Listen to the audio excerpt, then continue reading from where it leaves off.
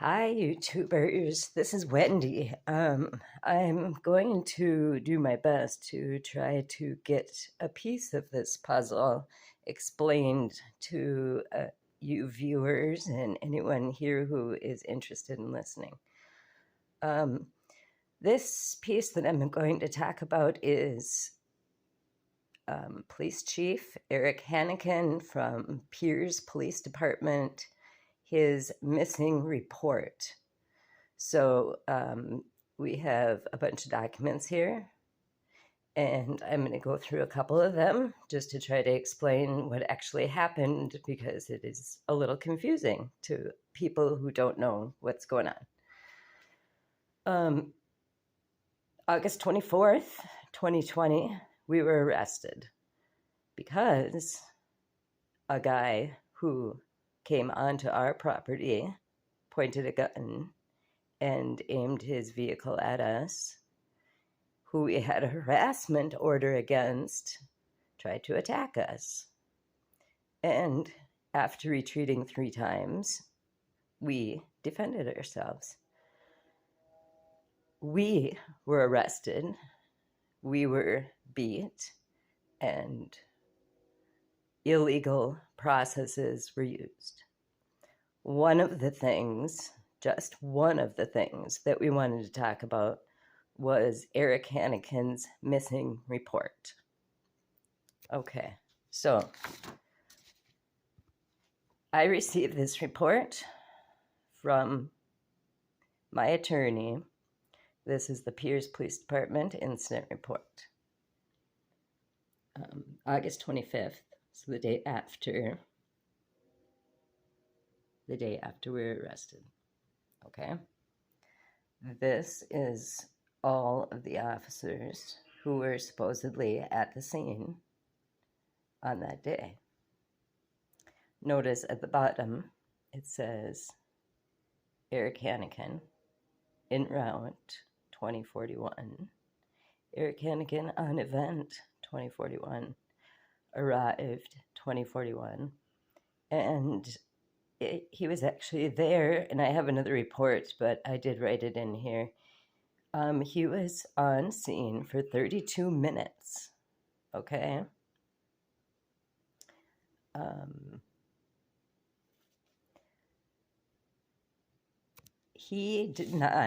Hanneken did not write a report. The second page of this report is a supplemental report from Cheetah, also a deputy at Pierz Police Department, who coincidentally is now in Morrison County. Not sure why. Nothing was explained to us. So supplemental reports are usually after an initial or primary report. All we got was a supplemental report. Okay? And once again, it was cut off, so we didn't even receive the full report. Okay? We filed a complaint with the post board. We received a letter response from Jason Worley, Chief Deputy, Morrison County Sheriff's Office, who apparently got complaints from us, from the post board, and he had to issue a response. Okay? This was October 13th, 2020. Okay? So in his response, we asked first, or we said in our complaint first, officers stood outside the Low Green home laughing and talking after Michael and Wendy were arrested, glorifying and exploiting the arrest. Worley says after Michael was taken off the scene in the squad car, there's more follow-up needed for the assault case. Officers stayed at the Low Green residence for 15 minutes until Pierz Police Chief Hanneken arrived to complete the follow-up. Remember, he arrived 5 minutes after officers left.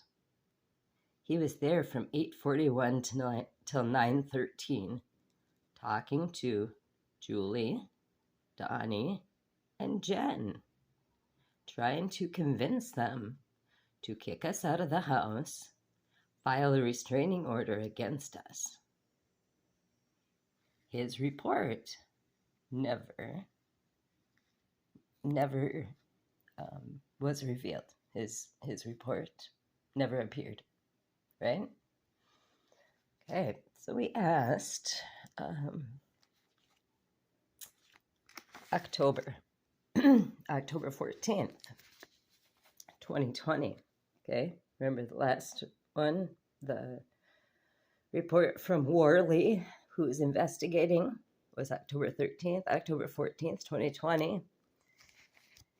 We requested from our attorneys, Scott Wonderlick. I said, Hanneken, number 17, Hanneken's follow-up report when he went to Low Green House after our arrests to coerce and continue to harass the family. Okay? We are required to have these reports. He was on scene. He should have written a report. Okay, so October 14th we asked. Wonderlick refused to say anything about the report. He talked about other things. Never replied about the report. Okay, December 2nd. We met with our attorneys. Okay, we have this meeting on tape as well, and I believe we did not upload it yet because it's 3 hours long. So we do want to do that so you hear the whole meeting. It's 3 hours long. So in our meeting, I asked for Hanneken's follow-up report, number 17, when he went to Low Green House. Okay? Still, never said anything about the report. February 12th, 2021. Did you get the Hanneken reports? Me asking my attorney, Scott Wonderlick. He says, I asked about any more Hanneken reports again, and they told me we have all the reports. There are no more reports.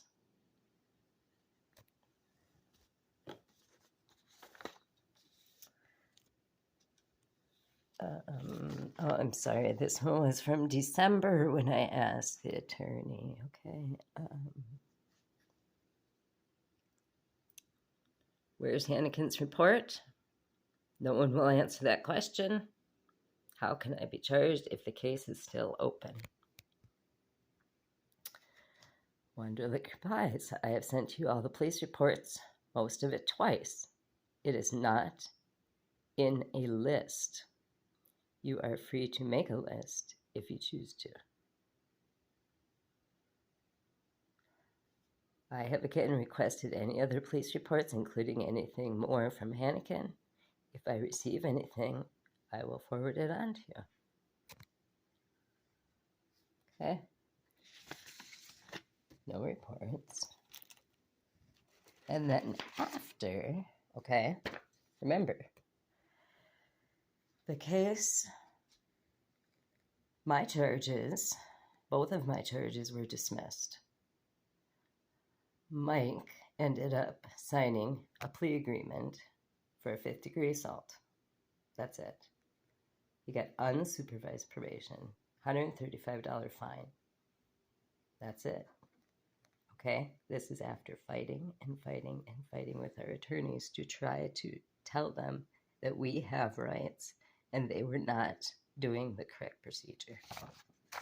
After our case was finalized, I requested again from Mary Swenson of Morrison County Records, the supervisor for records. And guess what? We received a report. Pierz Police Department. We received it on 4/22/22. And here is what it says.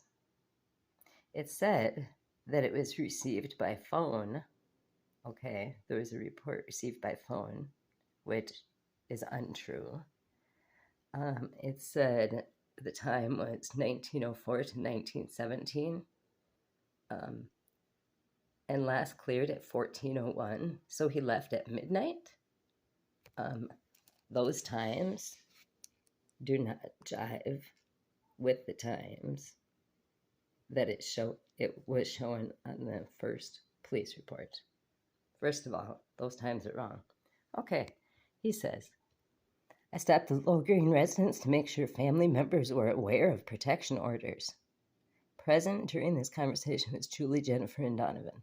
I was unable to respond at a time of 911 call because I was away from town.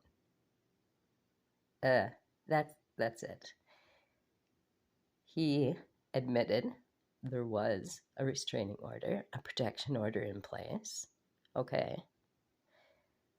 He did not tell them that, make them aware of the protection order, because they were present in all the police calls that we filed a year before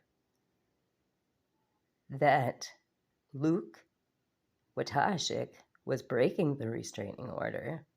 So they were well aware of it. So there's no need for Hanneken to inform them of a protection order.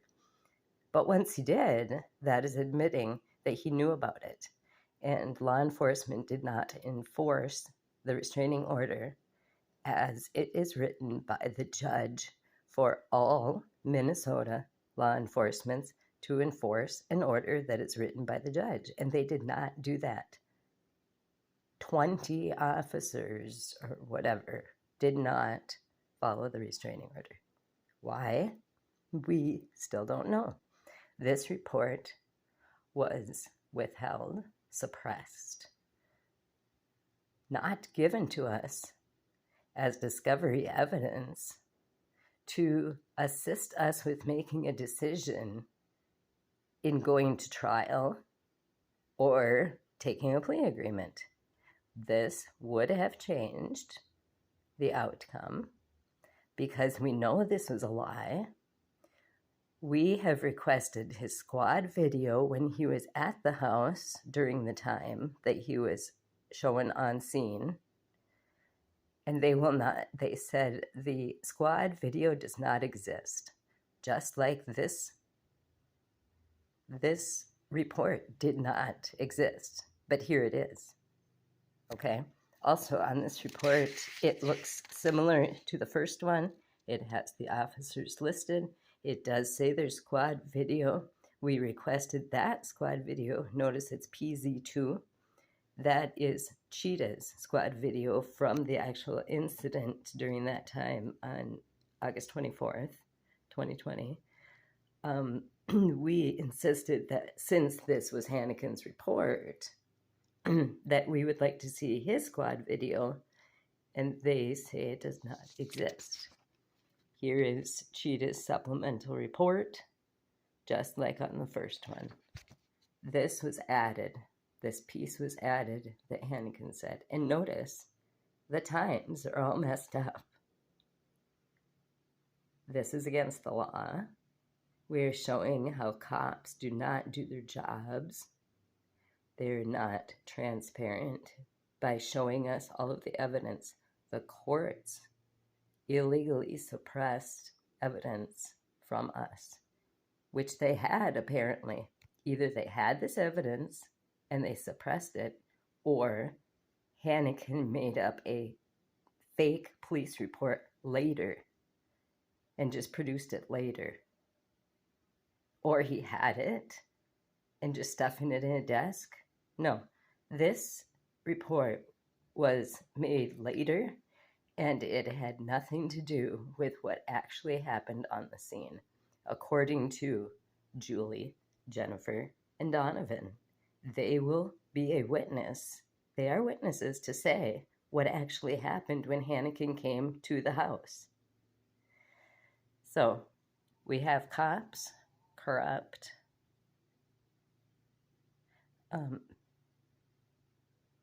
not sure what else to say, just want you guys to know this is what's going on. Please ask questions. I'm going to keep piecing together this puzzle and show you all of the documents that we have. Real quick, I'm just going to briefly show you what our stack kind of looks like. Okay.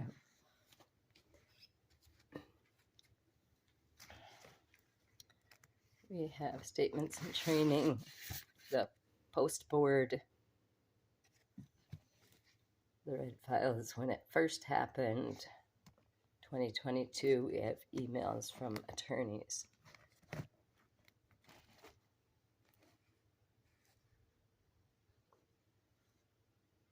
We're going to try to get all this on YouTube so people can understand it a little better. There are still things happening, so please be watching. Yesterday, it was a shitty day for us. We went to our property in Staples, our little lot that we had that we got kicked off of, and that they mowed down the middle and cut off all the branches on the side to make it look like crap. We went there to mow the lawn, what we're supposed to be doing, and the neighbor guy came over and threatened us to beat the shit out of Mike. Then they called the owner of the place. He threatened us that he was going to call the cops and take us to court. And then the cops called us. When we tried explaining things to the cops, they hung up on us. So tune in to this next part, what's going to happen. We're hoping that we can stay out of jail because we haven't done a thing and they are targeting us. We need to get more of this on tape, and that's why we keep doing this. Thank you for listening. Please comment, like, and subscribe. We need to work together to stop the injustice that's happening to all of us. Be strong.